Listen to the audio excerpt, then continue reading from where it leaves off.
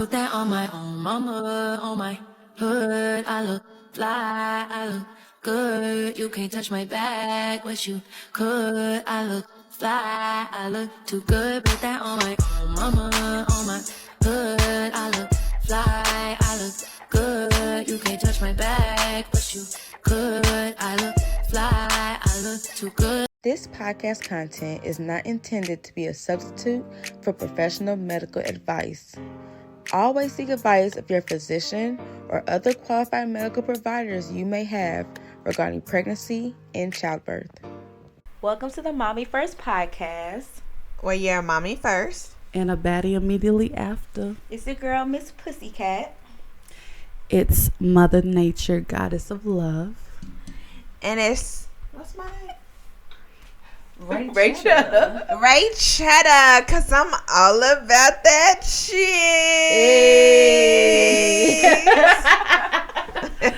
So how y'all been? It's Halloween is around the corner. Hey. Girl, feeling spooky, honestly. It's been weird. I feel like I'm in the Twilight Zone. For real. Because, listen, there's a bunch of noises happening in my house. Ooh. It's making me real paranoid. For real. Oh. It's stressing me out. Wow. Paranormal activity going on over there. So, this is TMI. I don't know what's going on, but y'all, I'm really dealing with mice in my house. This is stressing me out. Mice? Yes. Your cousins. Get your cousins. We done like caught like 9 already. This is like, look, and I'm on in Louisville, Kentucky. The east side is considered the bougie nice side. Fuck that. They are making me, this is the slumlords for real, because they are making me pay this high rent, $1,400 as a reminder, and we dealing with this like, oh my God, I'm so stressed, y'all. What do they got to say about that? What is like the rental office? They ain't got nothing to say. They really got, we go to them, tell us we done caught this or this. I mean, there's been a lot of issues. This ain't the only issues we've been having at this place, but they come and then they'll put some fucking whack ass little white houses. I wish y'all could see this. It's really whack. We sit here like they'll say we're gonna bring the exterminator, but where he at? He's not coming, or if he's coming, he's literally just surveying. They're not really doing anything. And at the source, we're kind of next to the storage room. Mm-hmm. It's like they're not putting the traps or whatever they need to put in there. They're not doing, and I'm literally to my last point. Because it's too much money that we pay. Yeah, right, definitely. And I've stayed on the south side of Louisville and never had this problem. Never had this problem. And now I'm supposed to be in this luxury neighborhood, and this is the problems that y'all bring in. No. You should leave a review, crazy. a Google review, Yelp review. That's when they really start taking stuff serious. Yeah, put it on. I got the pictures and everything. Y'all coming from the wrong family. So look, Mother Nature about to make a storm. Right. That's so crazy. Let me call my people. Y'all get it. Y'all got yourself. I know we talked a little bit about in the next episode, but y'all ready for Halloween? As even just for y'all, any adult type of activities for Halloween and plan besides the kiddos? You know, I've never really done like a sexy adult Halloween. I've been to like a Halloween party, but it was kind of like a last minute thing as an adult. But I've always wanted to be like the little sexy, you know, character. Yeah. Never done that. I kind of want to go to like an adult Halloween. So I guess that's where we can start with Mommy Still Got It, because we could talk about some things with Halloween season and us mommies, even the daddies out there. So Mommy Still Got It is when we talk about self-care in the past or in the future. And I'm going to bring up a future just off the top of my dome. I just thought about it since we started talking about it. I seen on Facebook this like cocktail experience for Halloween theme.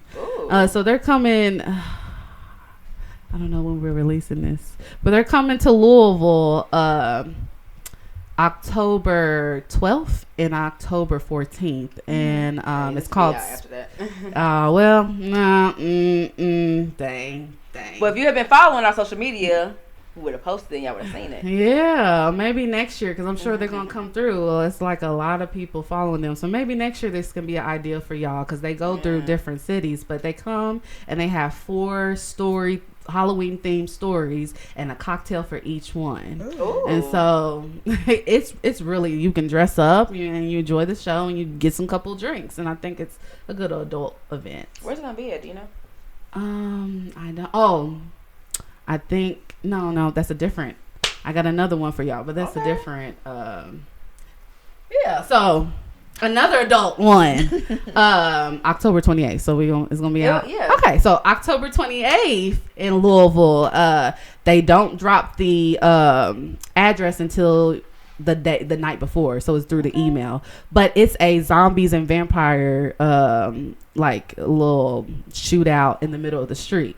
So if y'all ever interested, just look up Louisville zombie and vampires and they'll bring up the information for that. You just pay. All you gotta do is pay one price. I think it's like $23. It's really affordable, and it's for a whole team, and the team can be 2 to 6 people. So something to do, adults. Something to do. That's what's up. All right. I ain't got nothing, child. I ain't been taking care of myself like I need to, but I might go to the zombie shootout. Maybe we got an outing for us, y'all. Yeah. A group of 6 together. Yeah. So That would be fun. While we go ahead and get into our motherhood topic, so I saw a post on Facebook, and it was from the I got 2 phones. So let me pull it up. So I saw a random post, and it's like, every pregnant woman should have access to a doula, a midwife, and an OBGYN, regardless of their socioeconomic status, her race, her ethnicity, and whatever other ridiculousness people judge people for.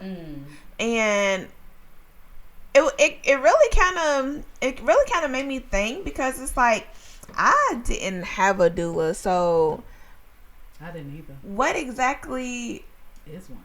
is one, and like, what is the importance of a doula? Because I feel like I missed out on a lot. Yeah. You did. Did I really? So I had a doula when I had my son. So basically, a doula is a birth advocate for you. So there's someone who is like professionally trained. They're certified. They're trained on like pain management techniques, different options that you have in childbirth that might be a little more holistic, if you know whatever route you want to go. And they're there for you during childbirth, like I said, to advocate for you if there's something that comes up that you might not be comfortable with, that you're not sure. Because a lot of times women don't find that confidence in childbirth when they have like a doctor and a whole bunch of nurses come to you saying you should do this, and you don't know what that is, you never heard of it, doctor never talked about it with you, but here's the doula like, well, here's what it is. Are you comfortable with that? And they kind of let you know, like they want to make sure that you're comfortable with it, because the doctors like doctors kind of press for a lot of things that they feel like is the right thing to do, and they like don't really consider. Of course, it's still your choice, but they're still gonna like try to push and impress you, like you really should do this because. But the doula's gonna come in like, if you're not comfortable, you don't have to do this. A lot of people don't know that, right? That you can say no to a lot of things. Yeah. In medical procedures, period. But in childbirth, you can say no to a lot of things that you might not be okay with. So the doula's there for you if you feel overwhelmed, because you're going through a lot. You go through contractions. Right. Especially if it's your first pregnancy, first child, it's a lot going on. Like, you're not prepared for that. So doula's that like neutral person that can like tell you like, you know, what's going on. So I had a doula, Kasia. She's really dope. Unfortunately, she's no longer a doula because she is in midwifery school to become a midwife. So she's still gonna be doing birth work. So shout out to her. Yeah. But she was amazing. So they usually like meet up with you first, kind of like go over your birth plan. It was during COVID, so most of our stuff was virtual, like through text message, because we couldn't really meet in person. Okay. But they're like, get your birth plan, see what you're okay with, what you're not okay with, and they kind of work with you during childbirth to see like ways to like manage your pain and like. For example, like I didn't really want an epidural, so she was kind of like, make sure they knew, like, don't mention, she doesn't want epidural, so don't mention it. But then I got to a point, like, I talked to her beforehand before I actually asked for one. So it's kind of like a thing we kind of discussed, and she kind of gave me, like, you know, we kind of talked about it, and she was kind of there for support. So that's the importance of a doula. I think everybody should have one for sure. So it's a good thing to have all three on your team if you wanted to, or you so, have to pick one. No, so doula, so between doula, midwife, and OBGYN. So the OBGYN and the midwife are a little more similar because they're the ones that actually deliver the baby. So the doula's not delivering, they're just like your support person, basically. Okay. I think in some cases you could have both a midwife and an OBGYN. But usually people pick one or the other because a midwife is more, they're a medical professional, but they're more for like holistic approaches with less medical interventions, where a doctor, of course, has like their liability where they have to kind of, go by certain things that they might not approve or, give you the option for certain things that you might want to do. So it kind of just depends on your comfort level. A lot of people are going for more midwives because they have that freedom. They're they're open to working with the mom more than the doctor would be. So I can have a home birth with a midwife.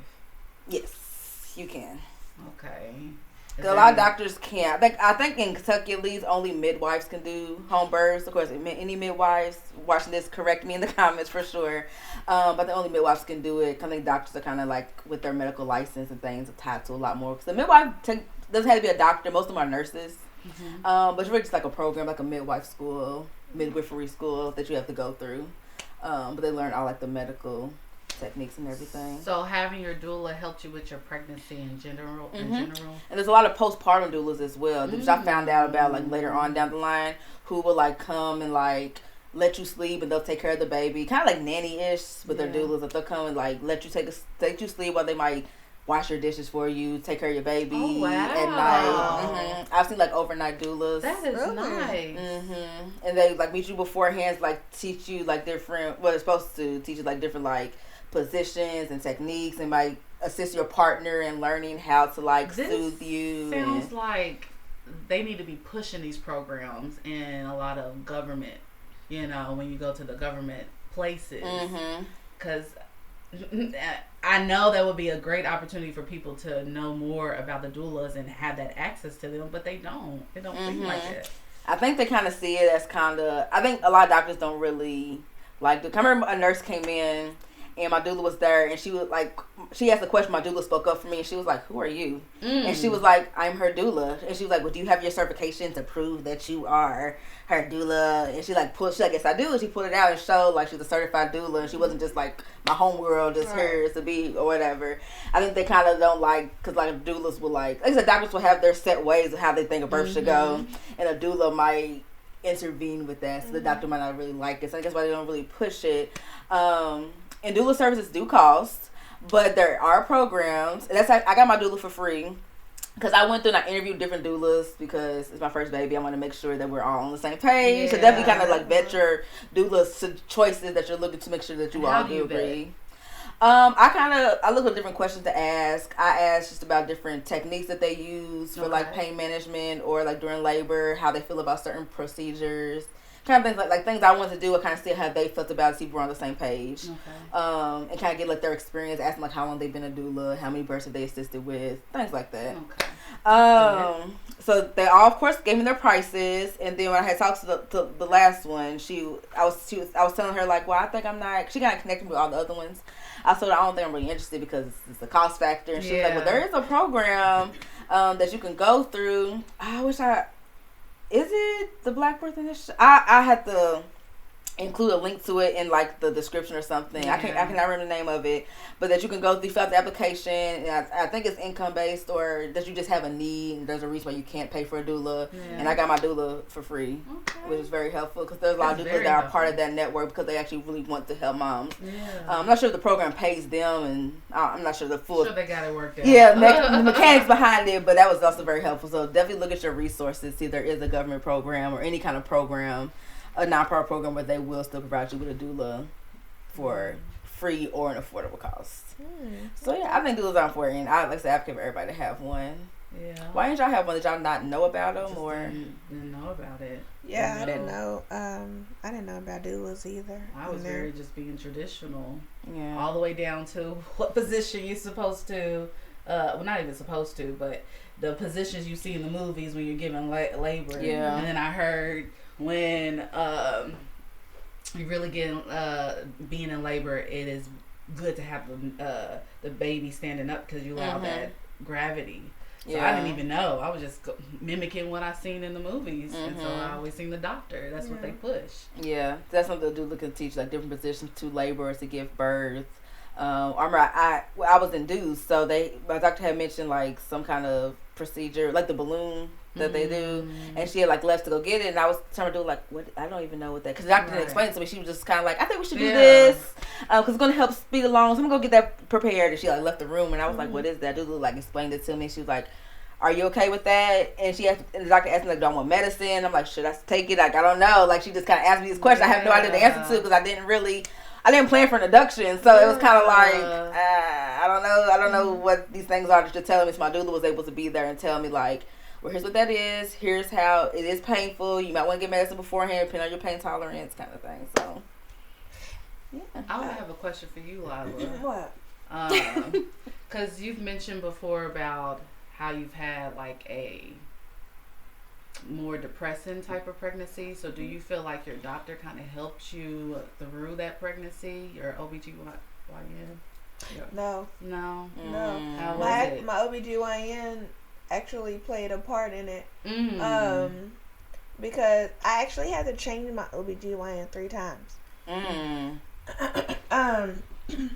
The first OBGYN, he kept on telling me, he's like, oh, you're not going to make it to 26 weeks. And then I would make it to 26 weeks. Oh, you're not going to make it to 28 weeks. And then I'll make it to 28 weeks. Oh, you're not going to make it to 32 weeks. You know, we're going to have to, induce you early, or, we're going to have to just take the baby. And I'm just like, I need a new OBGYN. And then I finally found the right OBGYN, and she was pretty much like, well, actually it was a he. He was pretty much like, you're going to be fine. Like, the most we'll probably have to do is induce you at 38 weeks. But he wasn't going to be available, so I had to have another OBGYN actually deliver. Oh, yeah.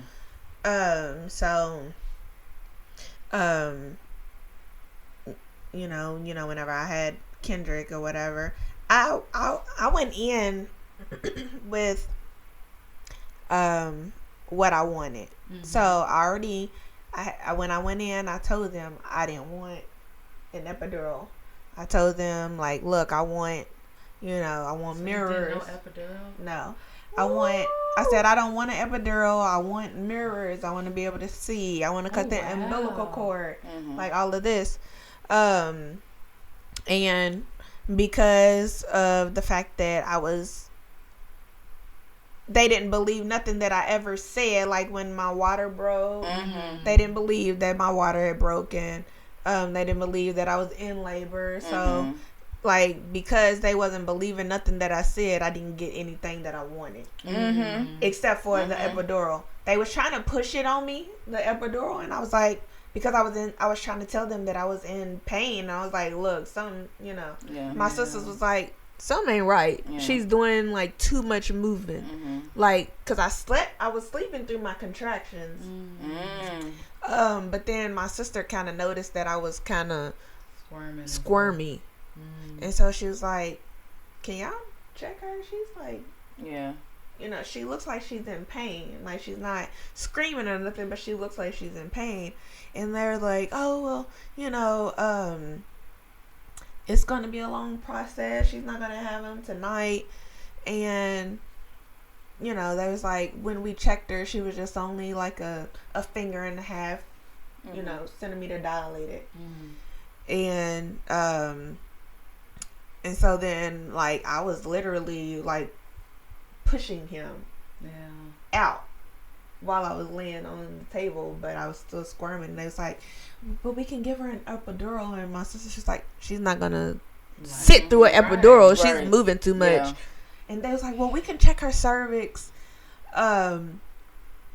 We could check her cervix again to see how far along she is. And, we could give her something for the pain. And then we could try to calm her down to do the epidural.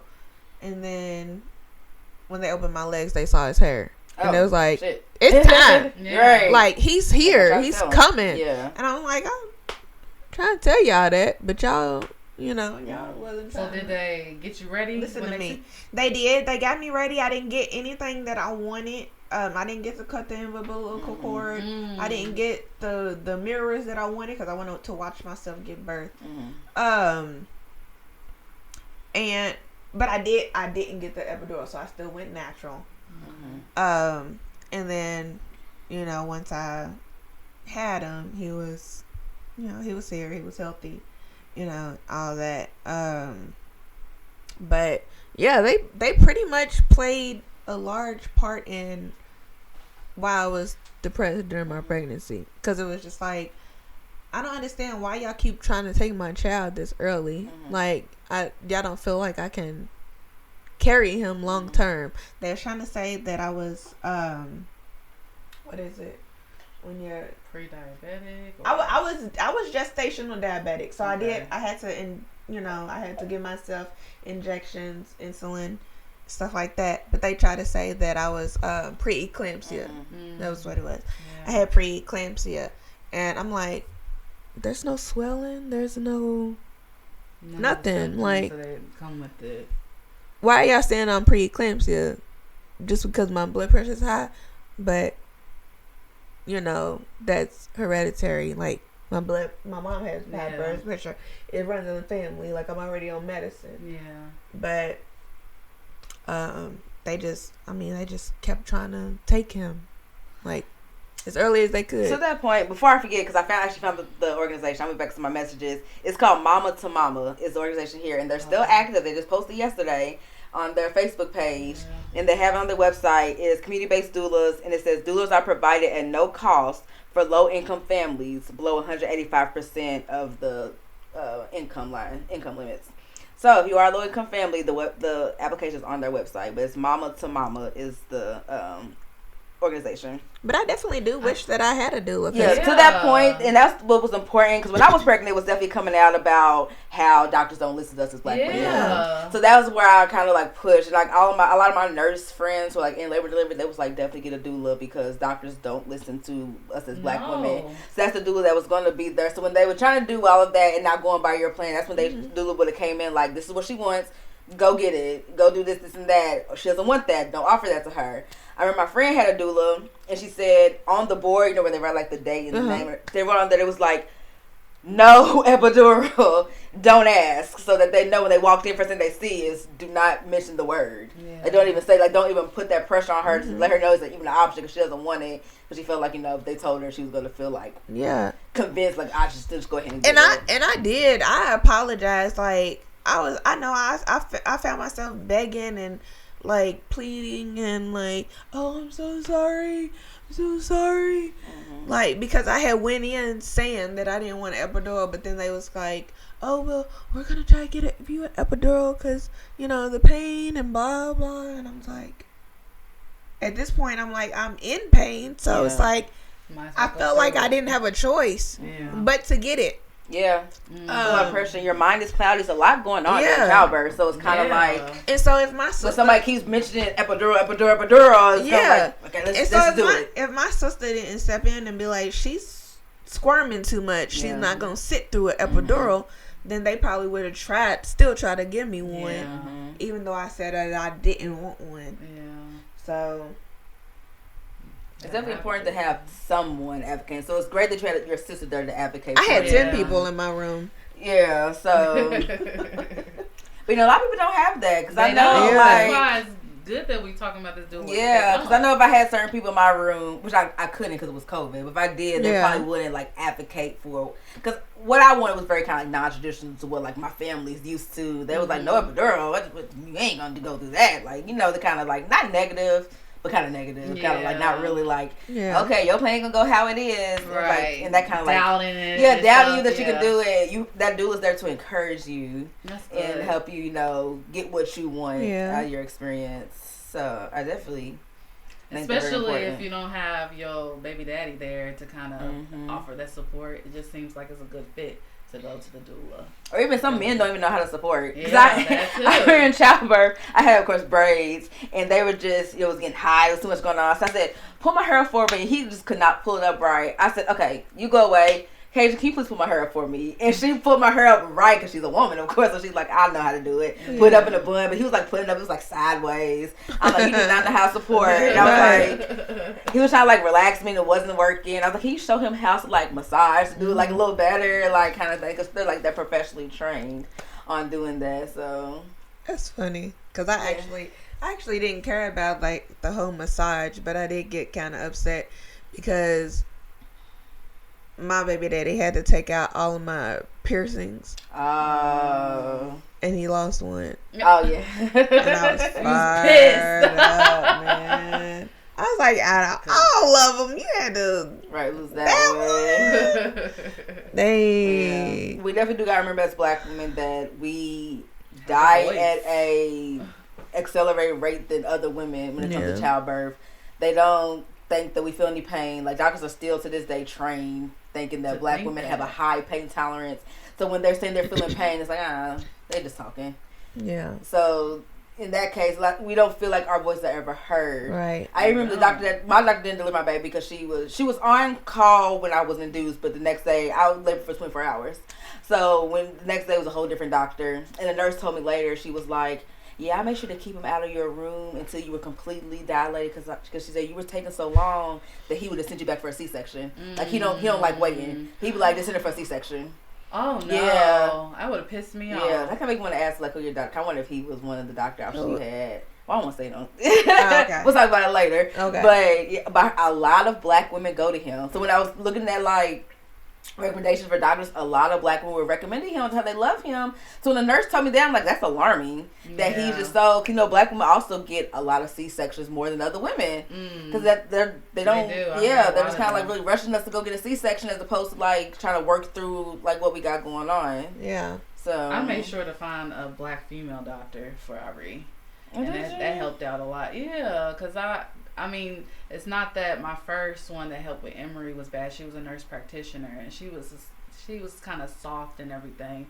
But I don't remember her so much being there. Like you said, like they on call and stuff like that, and sometimes you get somebody different. But that was years ago. Before Iria made sure to find a black female doctor, and she was good for the most part. And I have a lot of friends who are like midwives, and they're like I said, they're also really, really good. If you want to try to go a less medical intervention way, definitely go with a midwife because they're more open to different options, different techniques with it, like water births and things like that. Of course, pay attention to your state 'cause you can't have a water birth in Kentucky, but like different things, like different ways to labor, different positions. Like they're more open to like natural pain relief as opposed to just dropping the meds on you automatic, which a lot of doctors kind of push the medicine on you, like just get epidural, just do this, just do that.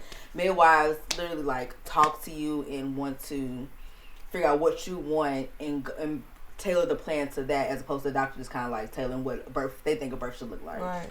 So with whatever the law is, so for Kentucky, you can have a water birth. Would a midwife in Kentucky travel to like Indiana to Some will. Okay. Some will. I think it does kind of do with some certifications. I don't know if they're state based, but some will. Okay. I know people who've had their kids in Indiana because they'd rather go, because Indiana also has a birth center, which Kentucky doesn't have any. At least Louisville doesn't have any freestanding birth centers because like licensing issues. Some cities have them like in the hospital, but a lot of people who want to go at a birth center because that's more like a home environment where you feel like a lot more comfortable than like all these machines and all stuff going on in the hospital. Will go over to Indiana to Tree of Life, and I'm pretty sure, I don't think they always go to Indiana for like their doctor. I'm pretty sure doctors travel over to like southern Indiana to go help them deliver over there. So yeah, I would think about a midwife in the future. I didn't really know too much about midwives. Right. Yeah. When I first had my son, but now in my knowledge, I'm kind of like, and I know black midwives as well. So moral of the story, check your resources. Definitely look into doula, midwife, OBGYN, whatever works best for you. But I think a doula is very, very important to have that person to advocate for you, to be your voice whenever you feel voiceless. And whenever you don't know what's going on, your doula is there to support you. Even if you feel like your support people and your family might not know as much knowledge, a doula is great. So check your resources in your state, in your city, to see if there are resources for you to get a doula for a low cost, or I think it's worth the investment either way. If you got it, flaunt it. Like, go ahead and pay for it. So make your experience the best way you can. What's up? I love learning about new options. We all need our options, and us going through giving birth and bringing life and everything that we have to go through.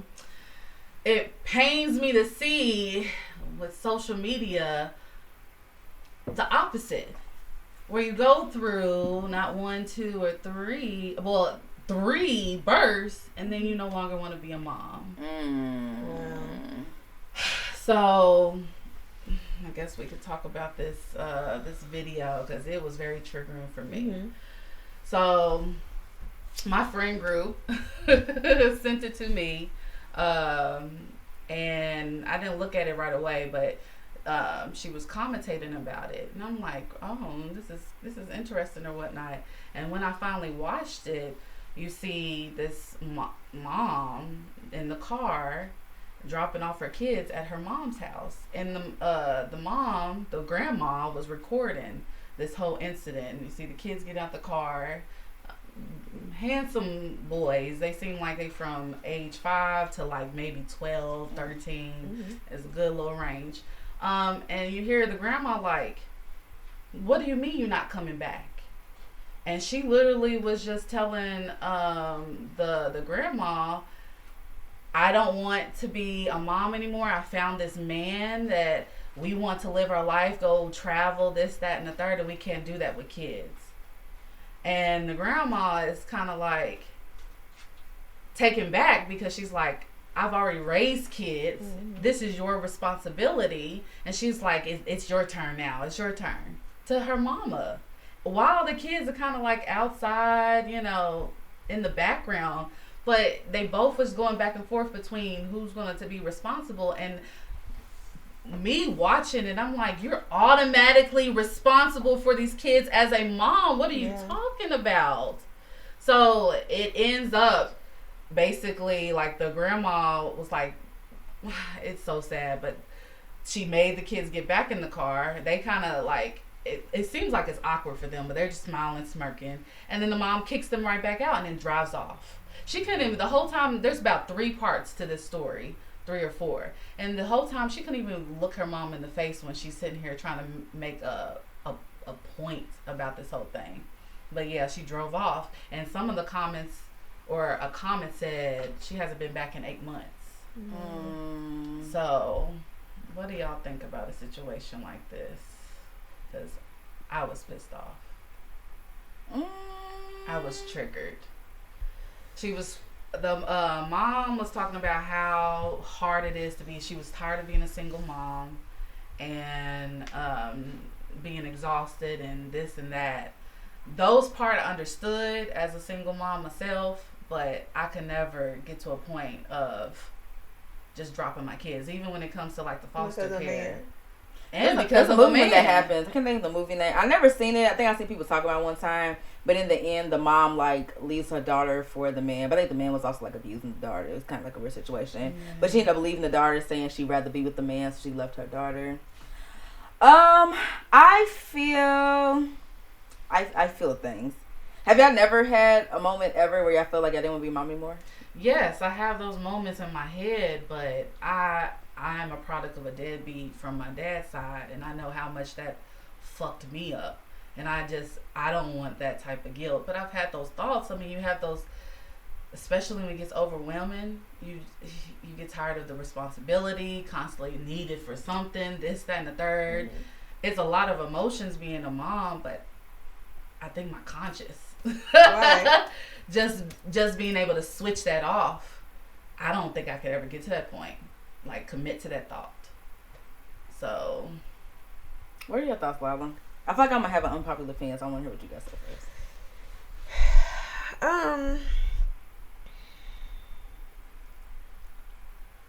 I love my baby. So I actually haven't had any thoughts of not wanting to be a mother, because I guess from like as a young adult, I always dreamt of having a kid. So when I finally did, it's like, oh, I've been waiting on this my whole life. So I don't think I can really relate to what she's feeling, and I definitely don't feel like I would not want to have a kid anymore just because of a man. Yeah. Like, because we're a package deal. If you can't accept me and my child, then you don't get neither one of us. You don't get me.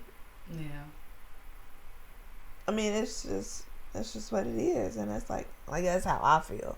Like, I don't know about everybody, but I think so. I guess I would preface it by saying, me personally, I wouldn't do it. So to get that out there, I wouldn't leave. I definitely have had moments where I'm like, I don't want to be a mom no more. But really? definitely have. I definitely have had moments that I feel like I don't want to be a mom anymore. But I personally cannot just. It was I had a child. I can't pawn it up for somebody else. Yeah. Personally.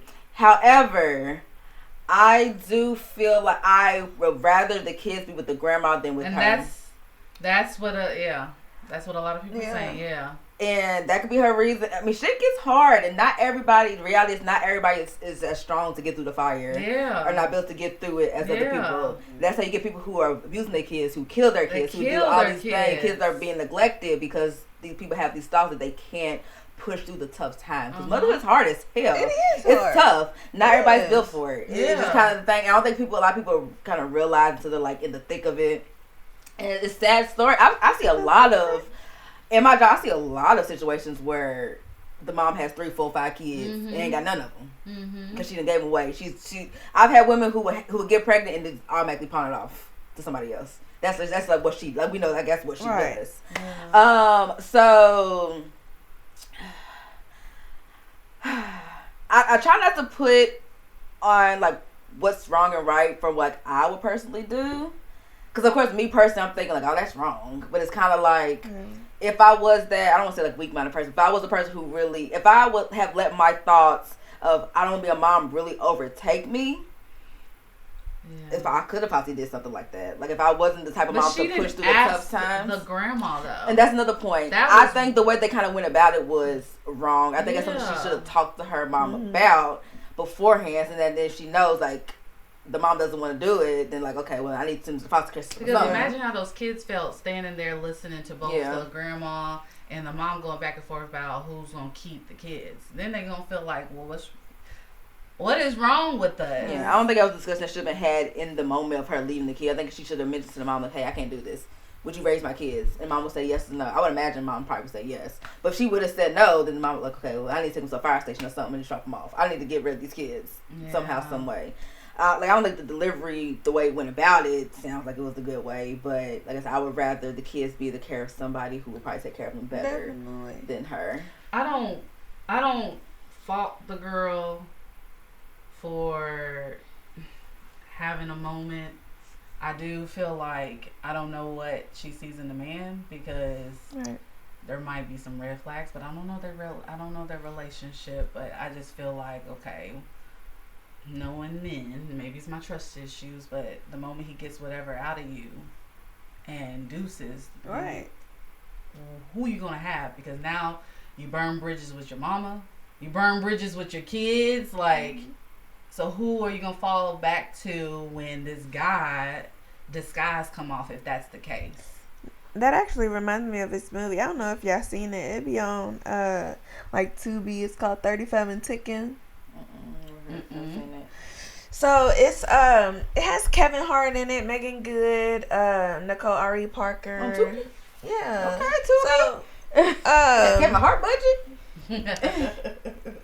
It be on other little streaming sites too, but it's called 35 and Ticking, and basically it's about women and their biological clock, and they're wanting kids and stuff like that. But one guy in particular, he was married to a girl.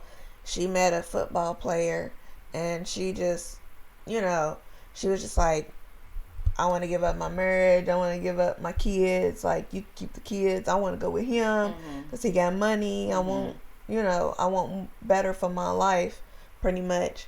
And so she left her kids with her husband, and she went off to be with this football player. Well, he did her dirty, of course. And then she tried to go back and she tried to get, like, her family back. But her kids had turned from her, and, like, they was just like, you know, we don't want nothing to do with you. Yeah. Pretty much. And she was just like, wait, like, you turned my kids against me? No. And it's like, you did that to yourself. Right. You did that to yourself. Like, you literally gave up your kids and your marriage for this man that obviously didn't have any intentions on, you know, doing anything good for you. I wonder if it's so bad because of the man aspect. Well, but what about people on drugs when they give up their kids because they're on drugs? Would that still look frowned upon? I feel like that's more of a. I feel like that's more brave than you just giving up your child because you want to chase a man. Yeah. Like, if you recognize that you have a problem, and you're trying to literally, you know, change your life around, get help and stuff like that, and you say, okay, well, I gotta do something with these kids. I gotta get somebody else to raise my kids so that I can go get help for myself, then I feel like it's different. What if they're not getting help if they just want to go do drugs? Then I feel like it's the same. And I don't think it's the man specifically. No, I don't think. No. No. I'm saying I don't think it's her. Like, I don't think this man is such an amazing man, or that she really wants to be with this man really bad. I think it's the life that she's chasing. Yeah. I think if any man would have came along, if he had said he didn't want a woman with kids or whatever, just because she wants that life of no kids and to be with somebody. That's what she was saying. I feel like she would have still did the same thing no matter the man. Like, I don't think she's the type of man. I think she misses her old life before she had kids. Yeah. And she wants to get that back. And she found a man who will be okay with her giving her kids up. So she was like, I'm about to be with this man. But then you have to think, really, honestly, what kind of man is this that's going to literally support me giving up my kids? He's not a good man, but she's not a good mom either. Yeah, it's a man with no kids. He had the same thought she did. She don't want her kids. She don't want to be a mom. He didn't want a woman with kids. So she's like, okay. They wanted to travel. We want the same thing. Because other men might have been like, don't give your kids up. She probably wouldn't date that man. Yeah. She probably was looking for a man that would be that man that would be okay with her giving her kids up. Yeah.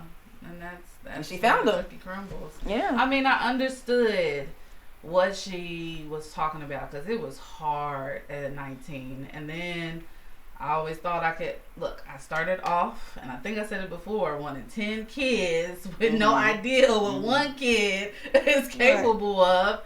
And once I got Irie, I'm like, okay, I don't know if I want more. I don't know if I want any more kids. To the point, and I'm just gonna be open with it, but to the point, I got pregnant after Irie with my current boyfriend when we were just messing around. And I ended up getting 2 abortions because I know it is hard. Like, I just kept on thinking about that single mom life, how fucking hard it is in so many areas of your physical, mental, emotional, and spiritual. Like, I grew up the only child, so I always had to just worry about myself. Once you have a kid, like, that changes, and you're not always... Again, being a mom doesn't mean you automatically come with all of these resources and knowledge and stuff. So it was like very growth when we was talking about having your first child is like growing up with them, having your second is raising them. Like, Emery was growing up with me, and then I still feel like in a sense I was more prepared with Irie, but I'm still growing like all the way through. So I made that decision because I'm like, I don't want to bring more kids into whatever I'm trying to figure out. Like, imagine how difficult it's about to be for women everywhere who, in their state, abortion has been banned.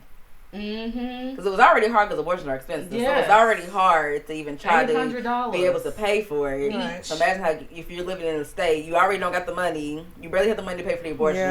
Yeah. And now you live in a state that abortion is legal. So now you got to figure out a way to not only pay for the abortion, but get travel fees to go to a different state. And have somebody go with you so you can stay. So, you know, you can't travel by yourself if you get an abortion kind of thing. So it's like, I won't be surprised if we have a lot more of these scenarios coming up. With the way abortion laws are going. I heard that if you are in a state where it's not legal, like there's resources that will pay for you to go somewhere else and get one. Is that true? I mean, I don't know. I haven't heard that. I haven't heard that either. That'd be nice if there are. Yeah. I haven't heard that. Because, I mean, there, my best friend, she follows a lot of crime stuff, and there is a lot more moms killing their babies and their kids, like, after giving birth to them or at a certain age. And it's like, I would, if I don't obviously frown upon abortion, but I'd rather them either give their kids away or abort them before even bringing them into the world like that and have them go through such a traumatic way to go out.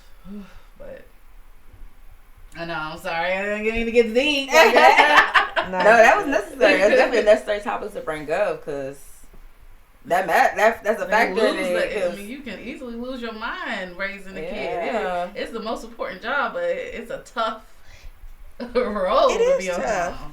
And I guess because you said she has multiple kids, whereas like, you know, I only have one, so yeah, I can't really put myself in her shoes because I only have one. Yeah. So I don't really know what she's going through exactly, where she went through, or how hard it was for her. Yeah. But I just couldn't fathom. I'm kind of disappointed in the grandma for posting on social media. Really? Because why? Because she's. I guess she. I would assume she felt blindsided and then didn't feel respected as her mom, because she kept on saying, I raised my kids. Why do we need to see that? She wanted people to like, because my first thought was like, why are you recording this? But now I'm like, okay, maybe she needs it for her own self, for courts, some evidence, this is what happened. That's fine. But then why did you post on social media? She probably wanted support. No. She probably wanted support. That's very disappointing, because that's also exploiting the kids too in their struggle. Yeah. That's a real life situation. Yeah. It's not everything's not for social media. Everything's not for social media, and I feel like I do feel like we put a whole lot on social media. Mm-hmm. Yeah. It's kind of the same as the parents that do the punishment on the kids and post on social media. Yeah.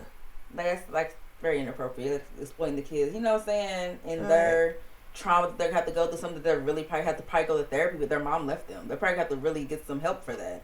And you're kind of like putting it on blast. Now it's viral. Their face and everything. You see those kids' face and everything. Because I assume they're not in Kentucky. I'm assuming not. Yeah. So you in Kentucky and seen it from who knows where they from? Right. Thousands of people have seen that. You know what I'm saying?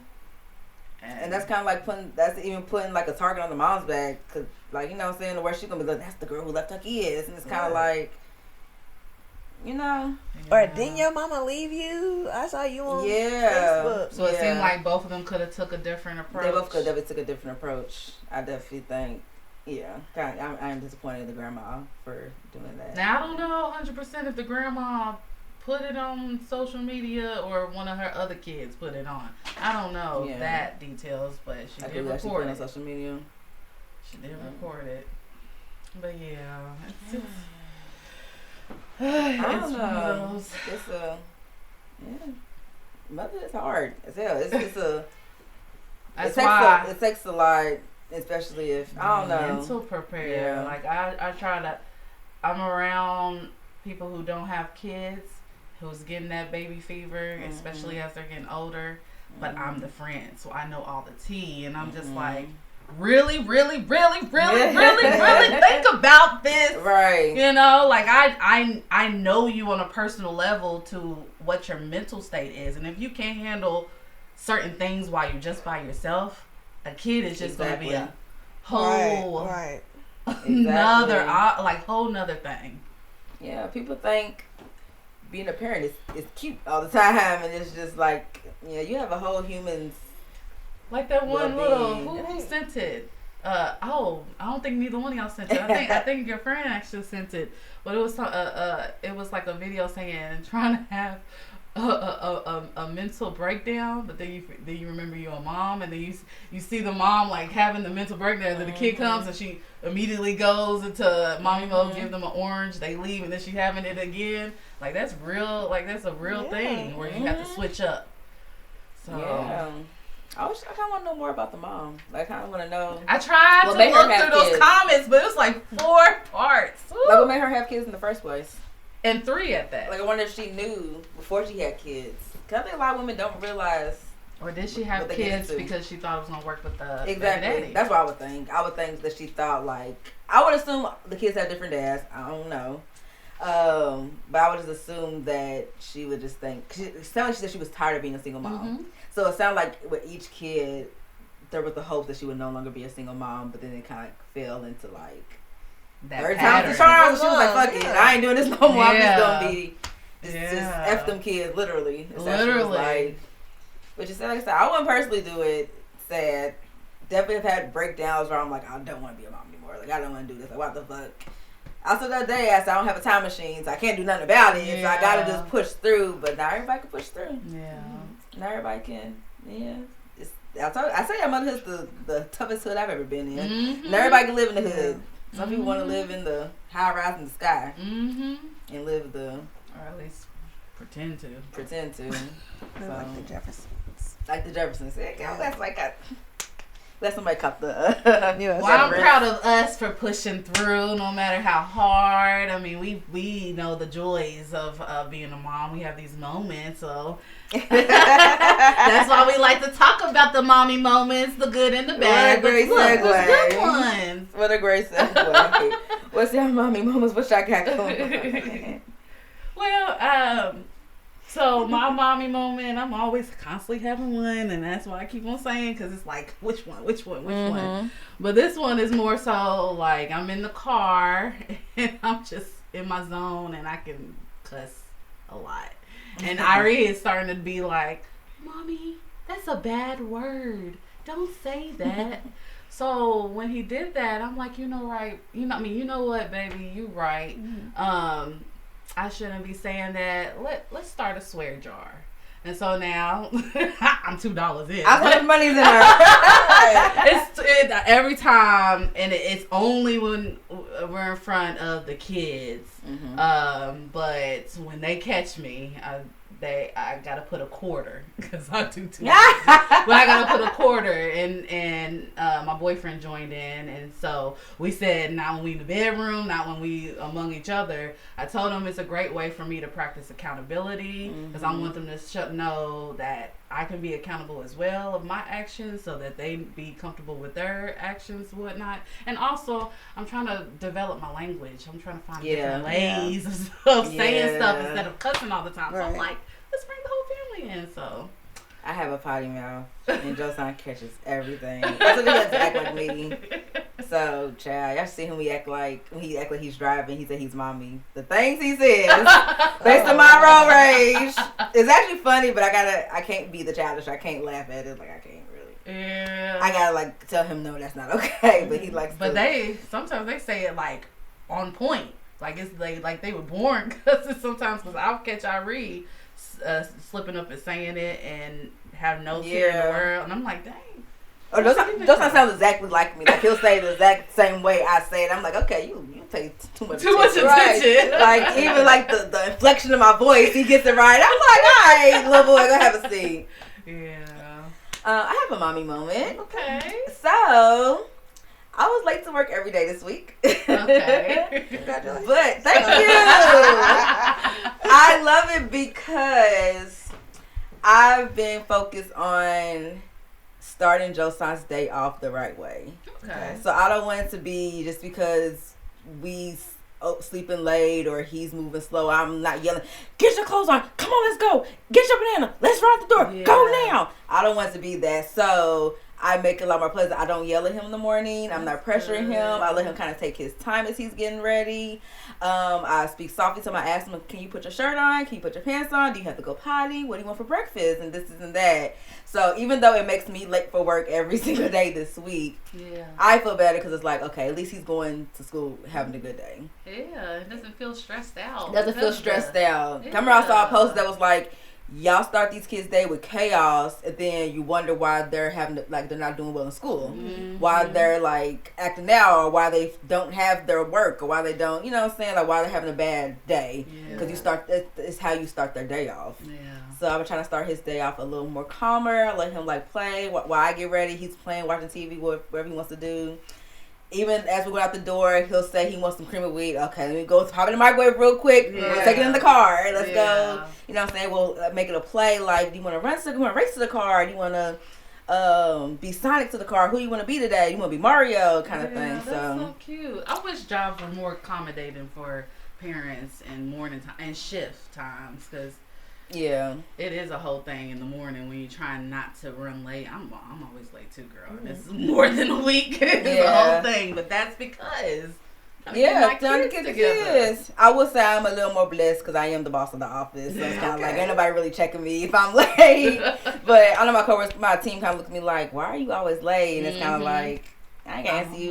I'm a mom. I'm taking my kid. I'm a mother. So like nobody's checking. So I am a little lucky that nobody's checking myself. I don't have to clock in and out come Saturday. I don't have to clock in and out. So it's like whatever. Whenever I get in, I get in. But that is why I have been late, because I want to make sure my son has a good day. I'm glad you did that. Thank you. All right, so I guess we can go ahead and get into the take them kids outside, where we make sure we hold each other accountable, that we're actually doing things with our kids to heal our inner child and give our kids really good experiences. So we talk about what we've done in the past, what we plan to do to bond with our kids. Do you guys have anything? I have one. So I plan to, because it's a tradition, me and Emery and my boyfriend are going on a haunted house. Ooh. So last year we went to Field of Screams. So this year, I mean, obviously we're gonna switch it up. Yeah. I haven't did the research, but y'all gonna see the after footage of it. But yeah, that's what we do. We made this a tradition, especially Emery's of age. So that's what we gonna do. Go to the haunted house or haunted fields or whatever it is. Yeah. That's what's up. Have fun. Okay. I like haunted houses. They gonna leave me. Lord, they got the change. I'm gonna get you, girl. They say I take too long. I fall, so it is what it is. Yeah, if you fall, you left. I got. Yeah, for real. Let me see. I also have one. So I want to plan it's gonna sound weird, but I'm planning like an auntie day. And I asked my sister, my nephew's really involved with live sports and everything. So I asked her, like, when is his next free weekend? Because football's about to be over, but after football, he usually jumps to another sport. Yeah. Because with Josiah being the only child on my side, he really likes hanging out with my nephew and going to my sister's house. Like I told you, if I go pick him up, he's not going to leave because he wants to play with my nephew a lot.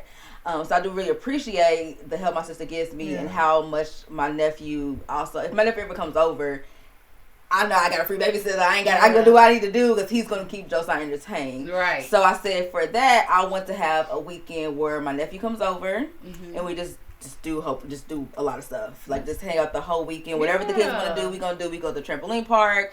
We can go out to eat. We can go to arcade. Whatever they want to do, we're going to do. Watch movies together. Yeah. And I just want it to be a free weekend of me and the boys. Yeah. So I say I don't have an auntie weekend. Day. I do. That's important too. It is. And I want him to know because he's, he was here before Josiah. He's still my baby. Yeah. Don't forget, he's still my baby too. Right. And I still want to make sure you have a good time and that you enjoy being with your auntie. and that you have a good time, and it's not like you feel like you always have to just babysit just Right. we're together. Like we can have fun, do what you want to do, and I'll do all that. So yeah, I want to plan That's a that. nice transition from one sport to another. You know, Mm-hmm. have fun. Yeah, get that break to just have fun, do what you want to do, like wherever. He been trying to get me to go to Defy for the longest. Yeah. So I said, okay, I'm gonna take him to Defy. I was gonna take him to Monster Trucks, but he didn't want to go. So I asked him, I was like, He "Oh, said you want to go nah. to Monster Trucks?" He was like, "What is that?" And I was like, kind of shocked. He was like, "Nah, I'm good." That's okay. Well, forget you too. So I said, I'm gonna give him a weekend to they pick what they want to do. Right. We go wherever they want to go, and yeah, be on my dime. So it has to be a payday week, but we Yeah. gonna do it. Yeah, that's the whole point of auntie anyway. Fun vibes, auntie and uncle. Exactly, fun vibes. exactly. I don't need the fun tea. I don't need the fun tea. So, Okay, that's it. So I guess we could go ahead and get into the let it out, which is our time where we, just say what's on our mind. We vent, we ask for advice, we tell a story, whatever we want to say. And if any of the if anyone, listeners or viewers want to submit something, they can email us at mommyfirstpodcast@gmail.com, and we'll definitely read it. Give our take, or just if you just want to just have it read out, we could definitely do that as well. But for this was a little bit different because this is actually our season finale. We have made it to 10 episodes. Yay. So we decided after 10 we're gonna take a little break. 10. We said y'all gotta realize we don't have a whole production company. Yeah. So we're doing all this. We getting out the mud. So we want to take a break because holidays are coming up. You know, Halloween starts the holiday season. For me, it starts holiday season. So we definitely want to make sure, of course, spending time with our kids, spending time with our families, getting that mommy time and that break. So we're not gonna come back until 2024. Spring 2024. Yes. So I want everybody to talk about like what their plans are for the end of 2023. Into 2024, what goals do you have? Any resolutions you guys have thought about so far? I think my plan for the end of 2023 and 2024, of course, is because I'll be done with school.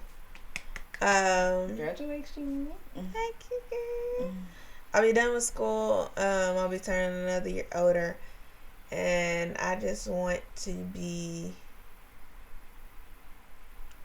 wiser. At the end of 2024, 2025, I want to be, like, mentally alert. Yeah. And just, I don't know, just. How you plan to do that? Yeah. I think just I think I want to do like therapy. Okay. Like actually not just for me but for my child also. Because I feel like the way that like all of like what I went through while I was pregnant with him kind of trickled down to him, and I feel that does play a part in his development and stuff like that. So just that kind of stuff, I just want us to both be on like a healthier path in 2024. Okay. Or striving to be on, a healthier path in 2024. That's good. That's good. Well, I mean, mine's is just a continuation of facing my fears. I've been trying to invest into things that I want to do and financially invest. And so in 2024, I want to continue that. I definitely told myself that I'm going to start doing a lot more stuff solo. So, because I know not all of my friends are into the same things, and I don't want that to stop me from exploring what I need to explore, even in the city or when it comes to like solo trips. I really want to get into that, and I definitely want to get into more traveling. So, won't be really saving chasing the solo, and Take a shower. Time to say solo. Jeez. and more of that self-care part. So yeah. Awesome. Okay.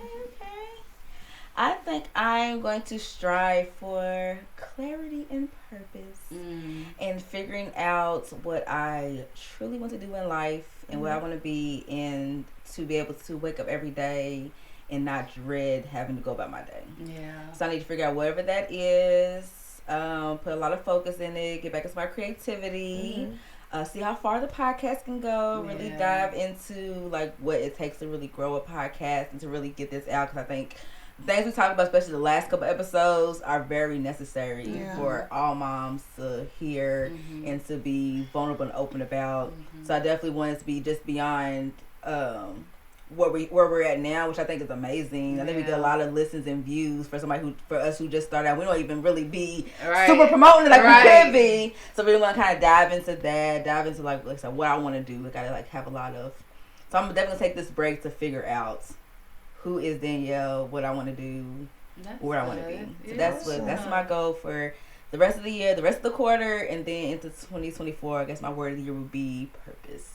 Nice. Yes. I like So that. when it gets into season 2, y'all gonna see it. Y'all gonna see all these goals come true. Oh, we already got plans for season 2, y'all. Y'all don't even know. We're gonna be. I ain't gonna give y'all too much. But yeah, guys. So before we close out, before we cheers, to show love to everybody who has supported us through this first season, kept us going, got us through it, helped us stay motivated. I think we all should share our favorite comment, our favorite thing someone has said to us personally, about the podcast. Okay. I'll go first. Yeah, go ahead. So mine is the very first compliment that I received, just casual conversation. It was just trying to network in a sense with a different type of mom initiative. And she was basically saying that the podcast is extremely important for moms, and y'all sound so fun and down to earth. Keep up the great work. So I love that. Okay. So I say, do you have yours? No. Okay. I can't really find it, but I know the part of the comment. Somebody left a comment on our Apple Music, and the part that I really liked in it was them saying that they don't even have kids. But thank you. They said, though I do not have children yet, this podcast definitely helps me mentally prepare for the journey of parenthood. It's real, raw, relatable, and entertaining. She said, of course, a lot more, but that part really stuck out to me, that we're not only just speaking to moms, we're speaking to people who don't even have kids, but they kind of want to get prepared. Because, like we said before, people don't really know what they get into when they have kids. The baby fever gets real. So the fact that somebody is turning to our podcast and listening attentively to really learn so that they can be a better mom and a better parent, and they kind of know what they're getting into. I really like that comment. I really like that we're reaching a wide range of people. Awesome. Okay, what you got? So I mean, I did get a comment, actually from a guy. Oh, wide range of people. right. Who actually really is really into the podcast. He's listened to every episode. So That's true. Yeah.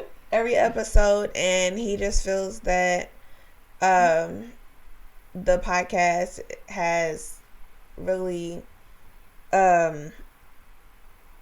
progressed, I guess, for lack of a better word. Yeah.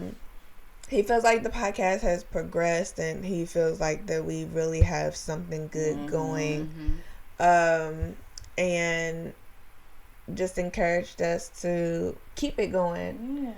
Yeah. So I just thought that was really great, especially coming from, a male perspective. Yeah, someone who's not technically our target audience. Yeah. But still listens and enjoys and still finds that comfort. Okay. Speaking of that, real quick, every time me and my boyfriend watch our videos, it's bringing out the conversation with him as a male. So I think it is dope that we are reaching different people at the same time, even though our focus is being a mom and being a human being. So Okay, I do too. Can we get cheers? Cheers to that. Cheers to season 1. Nice. Thank you to our producer, director, all that. We couldn't do it without you as well. Hey. Cheers to you.